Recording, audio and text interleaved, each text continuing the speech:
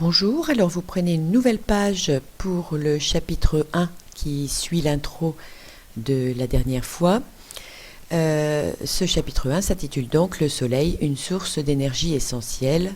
Dans le chapitre 2, on traitera du sol. Nous allons d'abord montrer que le Soleil est important pour les êtres vivants au sein du premier TP. Le Soleil, vous savez déjà que ça permet de réaliser la photosynthèse. Nous allons le démontrer et montrer les conditions grâce à cette série d'expériences que vous voyez à la page 123 de votre livre. Vous avez différentes feuilles de géranium qui ont subi différentes préparations. Celle-ci est la feuille témoin. Celle-ci, c'est la même feuille mais sur laquelle on a mis un cache. Celle-ci, c'est la même feuille mais on vous décrit au-dessus de ce document qu'on l'a privé de CO2. Et enfin, celle-ci est une feuille de géranium particulière, d'une espèce particulière de géranium, qui n'a pas de chlorophylle sur les bords de la feuille. Alors, ce document est important pour savoir étudier un document précisément et scientifiquement. En effet, il faut d'abord savoir quelles sont les conditions de l'expérience. Donc vous utilisez ici le document que je vous ai donné et comme moi en bleu vous notez qu'ici nous avons la feuille témoin, la feuille éclairée sous cache sans CO2 et la feuille panachée. En légende, en bleu, on représente l'expérience qui a été réalisée. C'est toujours la première chose qu'il faut déterminer. La deuxième chose, c'est le résultat. Ici, on a de l'amidon partout puisque le iodé a coloré en marron cet amidon. Par contre ici, on a de l'amidon partout, sauf sous le cache qui avait été placé là. Ici, de l'amidon nulle part, donc l'amidon est absent. Et enfin, dans la dernière expérience, l'amidon est présent uniquement dans la zone chlorophyllienne centrale de la feuille. Voilà donc les résultats obtenus. Ces résultats nous permettent d'arriver à des interprétations. En comparant toujours le témoin à une expérience, ici nous n'avons rien fait, là nous avons mis un cache qui empêche la lumière de passer. La comparaison nous amène à dire que ici il n'y a pas d'amidon dans le cache, donc la synthèse d'amidon nécessite de la lumière.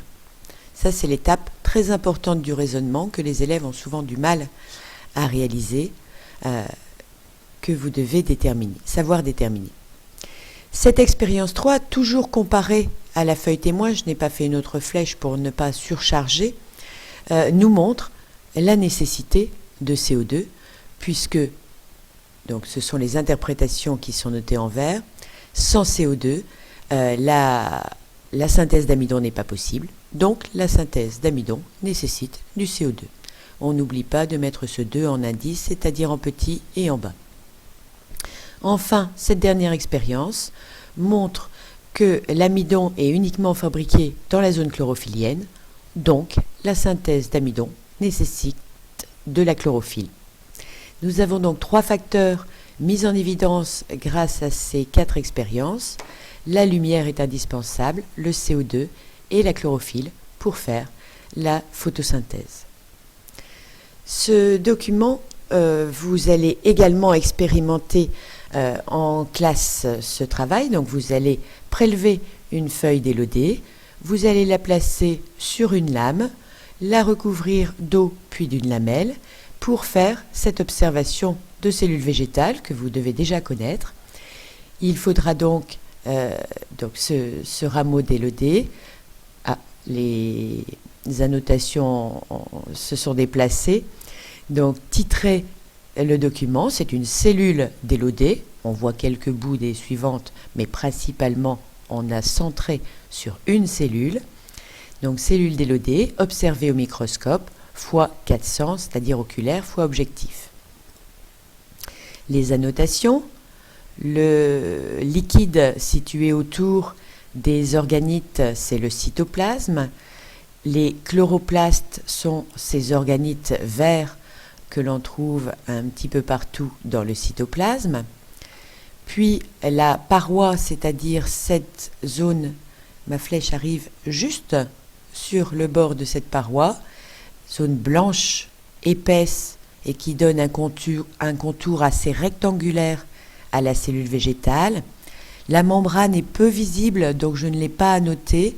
Elle est tout contre, on la voit un petit peu ici, tout contre la paroi.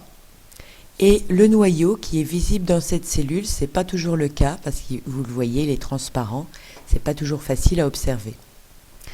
Pour cette cellule maintenant, c'est toujours une cellule d'Élodée qui a cette fois été colorée à l'eau iodée, donc le révélateur de l'amidon, et qui est toujours observée au microscope x400.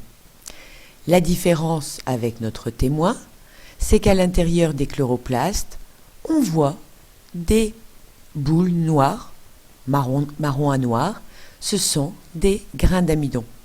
Par contre ici, la cellule d'Élodée qui n'a pas été éclairée et qui a été colorée de la même façon à l'eau iodée, présente des chloroplastes qui n'ont pas de grains d'amidon.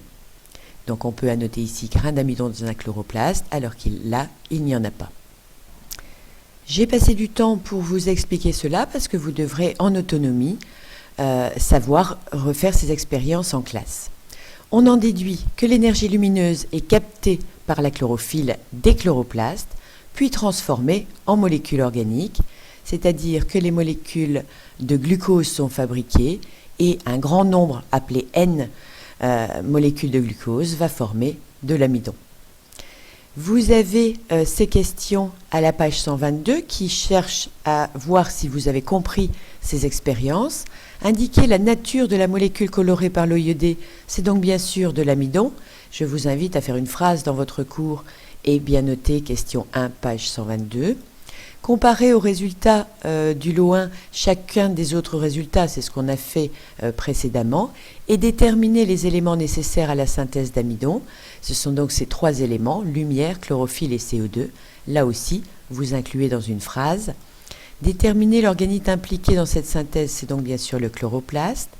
L'origine des atomes de carbone constitutifs des glucides, vous avez là une expérience qui vous permet de déterminer que c'est le CO2. Citer l'atome spécifique constitutif des protides grâce au document 3. Là, vous voyez qu'il y a un nouvel atome qui n'existe pas dans les glucides, qui est l'azote. Et déterminer son origine, attention, une question double, il provient, cet atome d'azote, des sels minéraux fournis au végétal. Expliquer la fonction de la lumière dans le processus de photosynthèse, eh bien, c'est une source d'énergie qui permet de décomposer le CO2. Rappel de l'équation bilan de la photosynthèse qu'on a vu dans la première partie. Je vous invite à la recopier à l'issue des réponses à ces questions et avant de noter la notion 1 dans votre cours. Ceci va nous amener à une nouvelle question. Quelle est l'importance de la photosynthèse pour les êtres vivants? Et nous amener au petit 2, la photosynthèse et les êtres vivants. On vous demande de comparer, alors on a changé ici de page, c'est tout simplement la page suivante, la page 124 de votre livre. On vous demande de comparer les biomasses totales végétales et animales de l'écosystème. Il suffit de faire la somme de ces différentes biomasses. Vous noterez dans votre cours cette phrase, enfin ces deux phrases intéressantes, à savoir que les êtres vivants d'un écosystème représentent une certaine quantité de matière vivante, on appelle ça la biomasse, donc ce terme doit savoir être défini. On exprime la biomasse en kilogrammes ou en tonnes de matière sèche ou fraîche par unité de surface.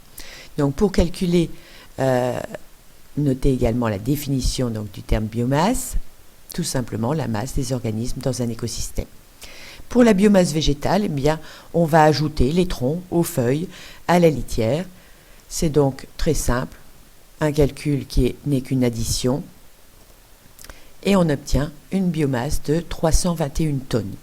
On fait la même chose pour les animaux, on fait attention à l'expression en kilos ou en tonnes, pour avoir tout dans la même unité, on obtient un total de 504,1 kg. N'hésitez pas à refaire ce calcul. Alors, cette matière organique végétale consommée par l'animal. À quoi sert-il? On nous demande de donner le pourcentage de la matière qui permet la croissance et celui utilisé lors de la respiration. En effet, la matière ingérée ne sert pas qu'à la croissance de l'animal. Une partie va être perdue au niveau des excréments, une partie va servir pour la respiration. Vous avez ici pour 100 g de matière organique consommée, ce qui sert pour la croissance, pour la respiration, pour les excréments. Donc on nous demande le pourcentage qui permet sa croissance. On a donc ici 1 g sur 100 g de matière organique consommée. Donc le calcul est simple, 1%. Pour ce qui est de la respiration, eh bien on a 64% qui est perdu en fait par respiration. Et enfin 35% rejeté dans les excréments. On appelle productivité primaire, une définition que vous devez connaître, la vitesse, cette fois, de production de matière organique par les végétaux chlorophylliens, que l'on exprime en tonnes par hectare et par an. On nous demande de calculer ici le pourcentage de l'énergie solaire reçue, utilisée pour la productivité primaire brute.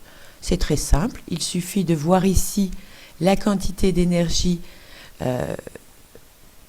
de pourcentage de la productivité primaire brute, enfin pas pourcentage pour l'instant, la quantité d'énergie qui a servi ici, et vous avez la quantité d'énergie reçue.